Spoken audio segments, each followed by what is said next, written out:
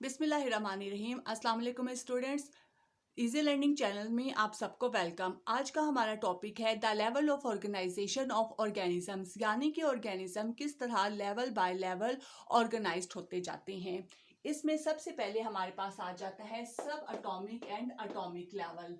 Atomic level क्या है? हमें पता है कि हर चीज हमारे इर्द गिर्द मौजूद हर चीज एटम से मिलकर बनी होती है। हमारे इर्द गिर्द जो हर चीज मौजूद है उन्हें हम मैटर कहते हैं, यानी कि solid, liquid and gases. Matter क्या होता है? Anything that have some weight and occupies some space. हर वो चीज जिसका कोई ना कोई वजन होता है और वो जगह घेरती है, उसे हम मैटर कहते हैं। मैटर किससे बनता है? By the combination of same और डिफरेंट एलिमेंट्स। और एलिमेंट्स बनते हैं by the combination of same और डिफरेंट एटम्स। एटम्स किस चीज से बनते हैं? या एटम्स के पार्टिकल्स क्या क्या होते हैं? Proton, neutron and electron. यानी कि हर चीज की जो बेसिक यूनिट है वो होती है एटम्स। एटम आपस में मिलकर मॉलिक्यूल्स, एलिमेंट और फिर मैटर बनाते हैं। हमारे पास 92 एलिमेंट्स में से 16 एलिमेंट्स ऐसे हैं जो कि लिविंग ऑर्गेनिज्म की बॉडी के अंदर मौजूद होते हैं, जिन्हें हम कहते हैं बायो एलिमेंट्स। इन बायो एलिमेंट्स में से 6 एलिमेंट्स ऐसे हैं जो कि किसी भी लिविंग ऑर्गेनिजम्स का 99% टोटल मास बनाते हैं। इनमें क्या क्या शामिल है? Oxygen, carbon, hydrogen, nitrogen, calcium and phosphorus. उसके अलावा जो हमारे पास बाकी के एलिमेंट्स हैं वो ओनली 1% ऑफ टोटल मास बनाते हैं किसी भी लिविंग ऑर्गेनिज्म का। उनमें क्या क्या शामिल है? Potassium, sulphur, chlorine, sodium, magnesium, iron, copper, manganese, zinc and iodine. ये था हमारा सब atomic and atomic level. Next आ जाता है हमारे पास मॉलिक्यूलर लेवल। इसमें क्या होता है कि each organism is made up of very large number of different type of molecules called biomolecules. के हर organism a large number of biomolecule से मिलके बना होता है। ऑफ कोर्स मॉलिक्यूल किस तरह बनते हैं? By the combination of different atoms.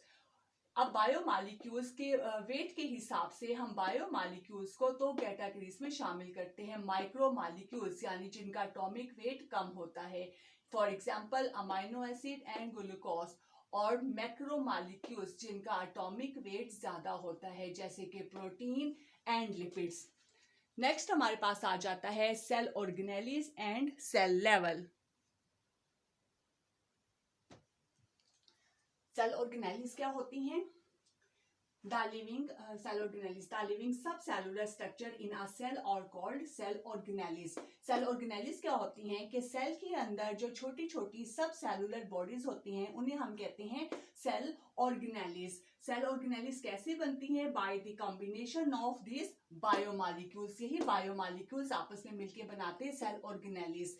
Her cell organelles का अपना अपना स्पेसिफिक फंक्शन होता है। उसके बाद यही different cell organelles collectively form the cell. यही सब ऑर्गेनेलिस आपस में मिलकर एक सेल बनाती है। Cell is the basic structure of all the organism. तमाम लिविंग ऑर्गेनिज्म का जो बेसिक स्ट्रक्चर होता है वो सेल ही होता है। नेक्स्ट हमारे पास आ जाता है टिश्यू लेवल। टिश्यूज क्या होते हैं? Tissues can be defined as the group of cell having similar structure and function. जो एक जैसे सेल्स होते हैं और उनका फंक्शन भी एक जैसा होता है, वो आपस में ग्रुप बनाते हैं। उनके ग्रुप को हम कहते हैं टिश्यूज। जैसे कि एनिमल्स में हम एग्जांपल देखें तो मस्कुलर टिश्यूज आ जाएंगे, नर्वस टिश्यूज आ जाएंगे, और अगर हम प्लांट के एग्जांपल्स ले तो उनमें आ जाएगा जाइलम, फ्लोएम एक्सेट्रा। नेक्स्ट आ जाते हैं हमारे पास ऑर्गन लेवल। ऑर्गन क्या होता है? An organ is a group of different tissues having related function. के यही डिफरेंट टिश्यूज आपस में मिलकर कोई भी ऑर्गन बना देते हैं। जैसे कि हम एग्जांपल्स ले लेते हैं एनिमल्स में या ह्यूमन में, स्टमक हो गया, लीवर हो गया, हार्ट हो गया, ब्रेन हो गया, और प्लांट में जैसे कि रूट हो गया, स्टेम हो गया। ठीक है। नेक्स्ट है हमारे पास organ system level.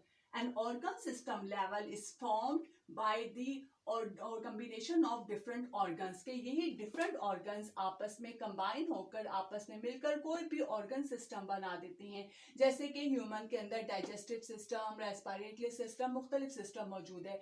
Digestive system की अगर हम एग्जांपल ले तो it is form by the combination of mouth, stomach, small intestine, large intestine वगैरह, ठीक है, यानी कि डिफरेंट ऑर्गन्स आपस में मिलकर कोई भी ऑर्गन सिस्टम बना देते हैं। और जब यही मुख्तलिफ सिस्टम आपस में मिलते हैं, आपस में फॉर्म होते हैं, तो वो एक इंडिविजुअल बना देते हैं, जिसे हम कहते हैं इंडिविजुअल लेवल, यानी कि an individual or organism is formed by the organization of different organ and organ system. यही ऑर्गन और ऑर्गन सिस्टम आपस में ऑर्गेनाइज होकर कोई भी इंडिविजुअल बना देते हैं, जैसे कि ह्यूमन हो गया, कोई एनिमल हो गया, या कोई भी प्लांट हो गया। दोबारा से एक दफा रिवाइज कर लेते हैं कि हर चीज की बेसिक यूनिट होती है एटम्स। एटम्स आपस में कंबाइन होकर मॉलिक्यूल बनाएंगे।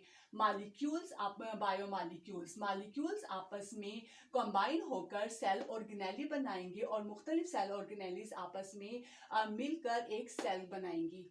एक तरह के सेल्स जिनका स्ट्रक्चर भी एक जैसा होता है और फंक्शन भी एक जैसा होता है, वो सेल्स आपस में मिलकर टिश्यूज बनाते हैं। मुख्तलिफ तरह के टिश्यूज आपस में मिलकर एक ऑर्गन बनाते हैं, और मुख्तलिफ ऑर्गन्स आपस में कंबाइन होकर कोई सा भी ऑर्गन सिस्टम बना देते हैं, और मुख्तलिफ ऑर्गन सिस्टम आपस में ऑर्गेनाइज होकर किसी भी इंडिविजुअल को फॉर्म करते हैं।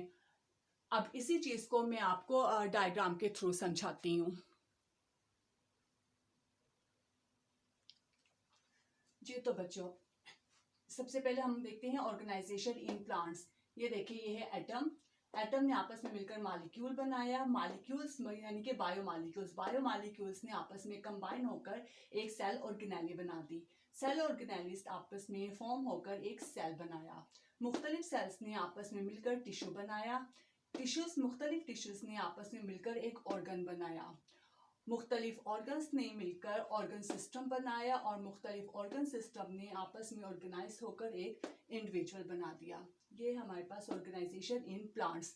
सिमिलरली एनिमल्स में हम देखिए उसी तरह एटम्स कंबाइन होकर मॉलिक्यूल्स बनाएंगे, मॉलिक्यूल्स कंबाइन होकर ऑर्गेनेली, ऑर्गेनेलिस कंबाइन होकर एक सेल बनाएंगी।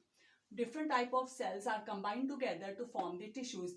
Different type of tissues are formed an organ, and different type of organs are collectively form an organ system, or different organ system are organized to form an individual. This is organization in animals.